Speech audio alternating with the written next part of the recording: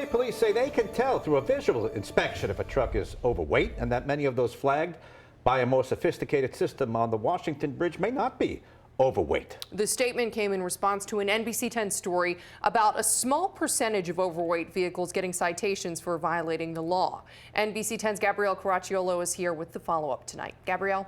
Well, back in March, when data from this new system on the Washington Bridge started to be made public, we started asking Rhode Island State Police about enforcement of weight limits in the area. Both RIDOT and State Police say the system alone is not meant for enforcement, but it is a tool that they use. They still won't go on camera, but we're learning more about how they enforce the rules. In 2025 alone, a weight monitoring system on the Washington Bridge has flagged thousands of vehicles as over the 96,000-pound permitted weight limit. Rhode Island State Police have issued 49 citations and claim the data from the system isn't always accurate. They tell NBC 10, quote, based on a visual assessment, many of these flagged vehicles would likely not have exceeded 96,000 pounds. But how can they tell by just looking?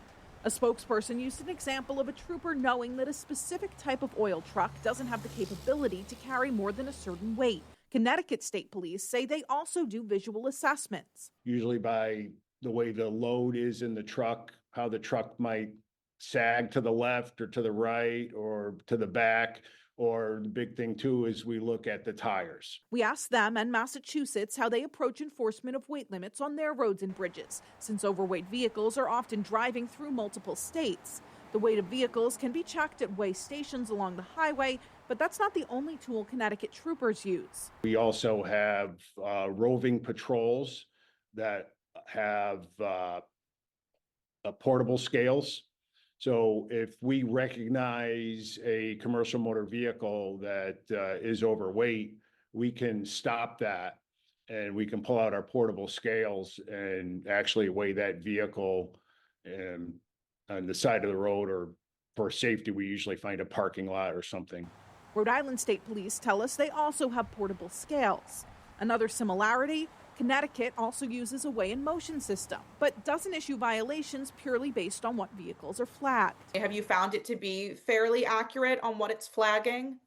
Yes, it's fairly accurate. We just don't take any type of what we call e-screening for granted. We confirm that. And as we've reported, Rhode Island State Police say they recognize public concern regarding overweight vehicles on the Washington Bridge and remain committed to enforcement. But they also point out the process is resource intensive and time consuming. I also reached out to Massachusetts State Police, but I'm still waiting to hear if they'll share how they approach enforcing weight limits in Massachusetts. In studio, Gabrielle Caracciolo, NBC 10 News.